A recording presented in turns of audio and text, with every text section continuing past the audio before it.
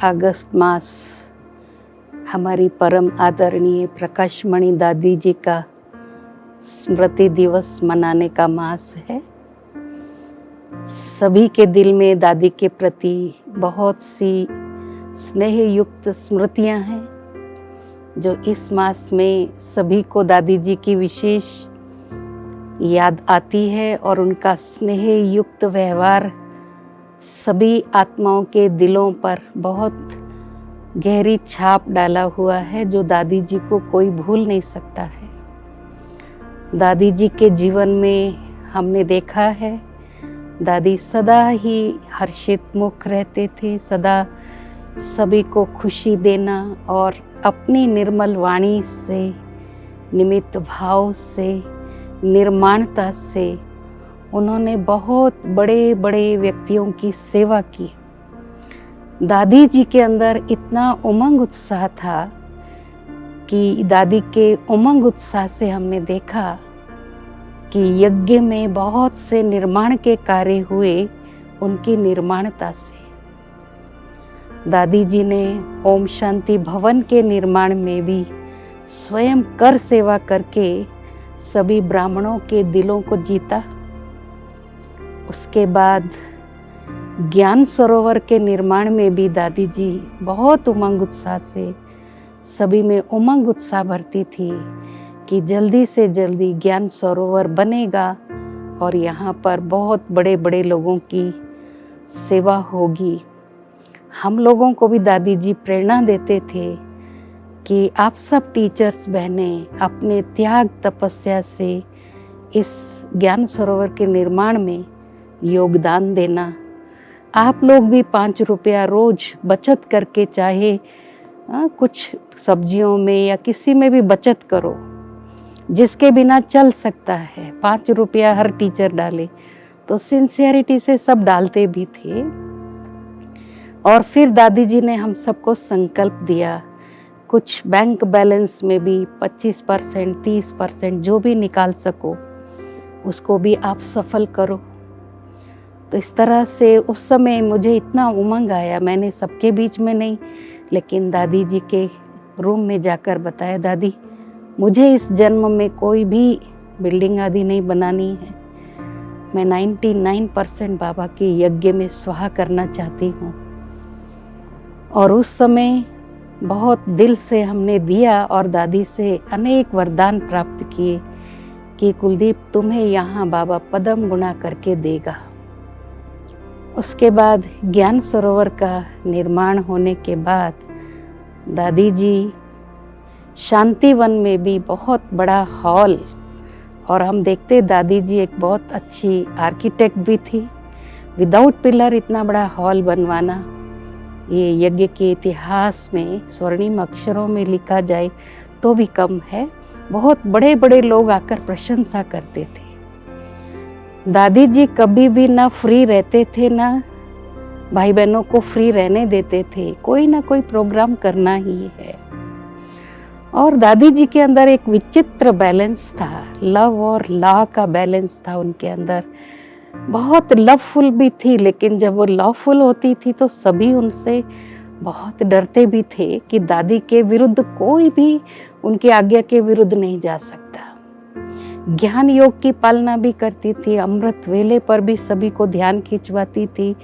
स्वोन्नति के लिए भी समय समय पर भट्टियों का आयोजन करना, कभी टीचर्स की भट्टी, माताओं की भट्टी, युगलों की भट्टी, कुमार कुमारियों की भट्टियाँ। तो दादी जी के प्रशासन में हमने ये देखा कि दादी कभी भी थकती नहीं थी, हमेशा उमंग उत्साह बनाए रखती थी, सब में उमंग भरती थी कि सेवा खूब करो, लाखों तक संदेश दो। तो दादी जी की प्रेरणाओं से हमने देखा बहुत बड़े बड़े मेगा प्रोग्राम सभी कैपिटल सिटीज में हुए। फिर यहाँ पर भी दादी जी की प्रेरणा अनुसार बहुत अच्छे अच्छे कार्यक्रम भी हुए।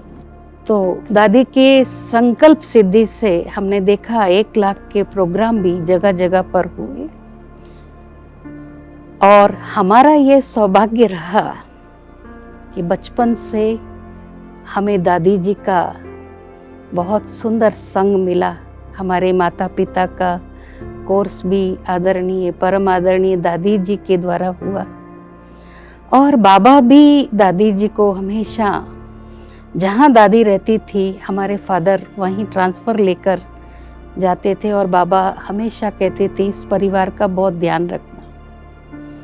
तो दादी जी की हमें खूब स्नेह युक्त पालना मिली जो हम भूल भी नहीं सकते हैं। और दादी जो भी प्रेरणाएं देती थी उनमें बहुत शक्ति भरकर देती थी, कोई भी उनकी आज्ञा को टाल नहीं सकता था। फिर बाद में दादी जी ने विज़न एंड वैल्यूज़ का भी प्रोग्राम बहुत से स्टेट्स में हुआ, और 99 में जब हैदराबाद में हमने गवर्नमेंट के साथ मिलकर किया, उस समय दादी जी का आगमन हुआ। और उस समय हमारे मुख्यमंत्री चंद्रबाबू नायडू जी थे। कुछ समय पूर्व उनकी अच्छी सेवा हो चुकी थी, काफ़ी अच्छा संपर्क था। स्लोगन के माध्यम से पूरी मिनिस्ट्री में उन्होंने कोर्स IAS ऑफिसर्स, MLAs आदि आदि जो भी उनके डिपार्टमेंट हैं सभी की ट्रेनिंग भी हुई। और जब दादी जी ने उस प्रोग्राम में चंद्रबाबू नायडू को निमंत्रण दिया कि आप आबू में पधारे शिवरात्रि के अवसर पर, तो उन्होंने सहर्ष स्वीकार किया और बाप दादा से मिलकर और साथ साथ वहाँ का मैनेजमेंट देख कर के वो दंग रह गए कि यहाँ इतनी भाषाओं का ट्रांसलेशन साइमल्टेनियस होता है। ये तो गवर्नमेंट के पास भी ऐसा कोई विज्ञान भवन में भी ऐसी फैसिलिटीज़ नहीं हैं जो आपके ओम शांति भवन में हैं। और ज्ञान सरोवर एकेडमी देखने के बाद, आर्ट गैलरी देखने के बाद उनको बहुत अच्छा लगा कि ऐसा सुंदर हमारे आंध्र प्रदेश में भी होना चाहिए जहां हम सब प्रकार की ट्रेनिंग दे सकें। तो मैं स्थान दूंगा और आप सब सहयोग करना ताकि हम जल्दी से जल्दी इस हैदराबाद के अंदर भी ऐसी एकेडमी बनाएं जो साउथ इंडिया के लिए आवश्यक है। तो इस प्रकार फिर उनको इतनी अच्छी प्रेरणाएं मिली, आते ही उन्होंने हमें लैंड भी दी और साथ साथ दादी जी को आमंत्रित किया कि भूमि पूजन के लिए दादी जी स्वयं आए, और स्वागत भी उन्होंने दादी जी का किया। और दादी जी ने उनको आश्वासन दिया जैसे ज्ञान सरोवर 1 वर्ष में बना, ये शांति सरोवर भी 1 वर्ष में बन जाएगा।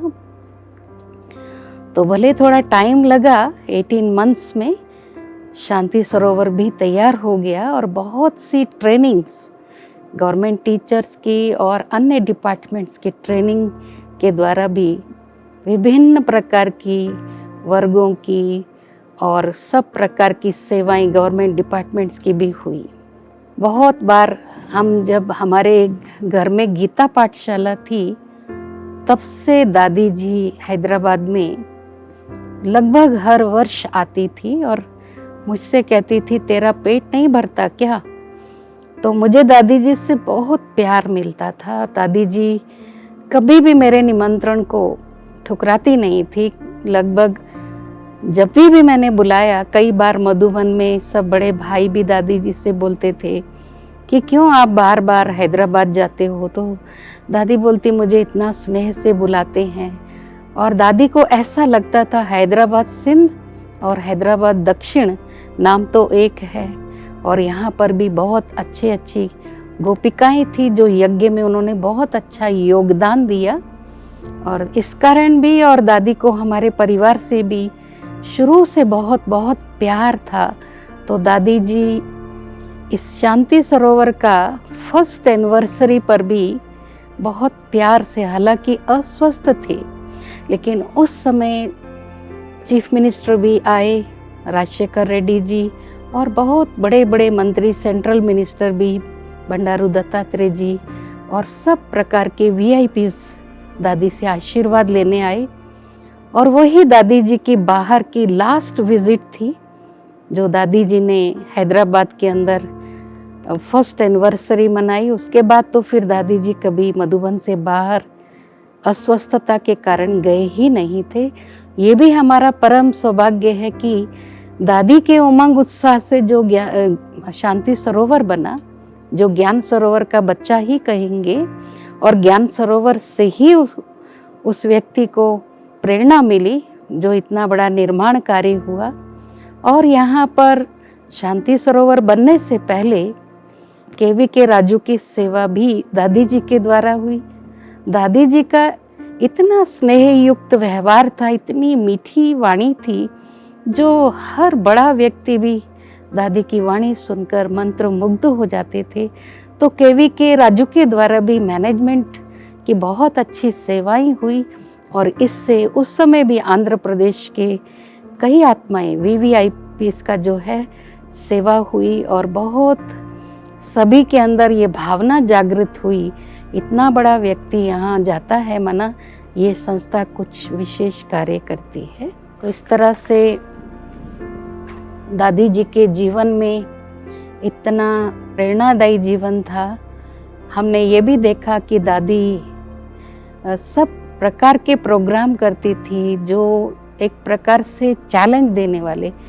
हमने खुद देखा दादी ने एक बार साधु संतों को भी बुलाया और अपनी निर्माणता से सबको झुका दिया, जबकि उनके मन में ऐसा था हम इतने बड़े बड़े संत महात्माएं श्री श्री 108 जैसे महामंडलेश्वर भी आए हुए थे, लेकिन दादी जी जब स्टेज पर आए, नीचे झुक करके सबको नमस्ते करते हुए प्रवेश किए, तो उनके अंदर ऐसा लगा उनको कि इतनी बड़ी संस्था की हेड अगर हमें नमन करती है तो हम क्या चीज़ हैं।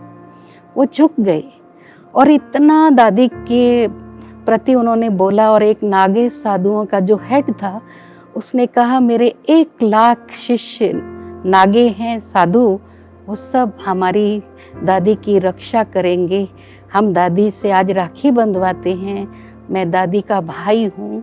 और ऐसे ही एक बार VVIPs की कॉन्फ्रेंस हुई थी, कई देशों के प्राइम मिनिस्टर भी आए हुए थे। तो उस समय भी एक व्यक्ति ने, कहाँ के थे मुझे याद नहीं है, लेकिन उन्होंने कहा अगर दादी जी को प्रधानमंत्री बनाया जाए भारत का तो सर्वश्रेष्ठ होगा। तो दादी जी ने कहा कि हमें ऐसी कोई इच्छा नहीं है, परमात्मा ने हमको इससे भी श्रेष्ठ दर्जा दिया है। तो दादी जी के द्वारा इतने बड़े बड़े लोगों की सेवाएं हुई। तो दादी जी के गुणों की अगर हम माला बनाएं, दिन रात बीत जाएगा, लेकिन दादी के गुणगान करते हम थकते नहीं हैं। और कुशल प्रशासिका थी दादी जी, क्योंकि कुशल प्रशासन उसे कहा जाता है जो हर व्यक्ति के कार्य को देख प्रशंसा करे और हर एक की योग्यता को देखकर दादी उनको सेवा देती थी और उमंग उत्साह बढ़ाने के लिए हमेशा प्रोत्साहन देती थी। कभी भी हम अच्छी सेवाएं करते थे, दादी जी हम सबको लक्ष्य देती थी, ईच वन टीच वन। तो जिनकी भी संख्या डबल होती थी क्लास की या ज़्यादा गांव-गांव की सेवा करते थे, तो जो गांव की सेवा करते थे उनको दादी जी जीप देती थी, और जो अपनी सेंटर की संख्या में वृद्धि करते थे तो मुझे याद है दादी ने सबको चांदी का ग्लास दिया था। तो इस तरह से उमंग उत्साह बढ़ाने में दादी जी जैसा किसी में भी वो हम नहीं देखते। दादी अगर स्टेज पर भी प्रवेश करती थी, उनकी मुस्कुराहट से, उनके एक्शन से सारी सभा बहुत हर्षित हो जाते थे, सभी के मन में बहुत खुशी आ जाती थी। दादी का नैनों से सभी को ऐसा दृष्टि देना और मुस्कुराना, सभी का दिल गदगद हो जाता था। ऐसी मीठी दादी जी को हम अपनी ओर से, शांति सरोवर की ओर से, आंध्रा और तेलंगाना की ओर से कोटि कोटि शुभ पुष्पांजलि अर्पण करते हैं, श्रद्धांजलि अर्पित करते हैं। ओम शांति। दादी प्रकाश में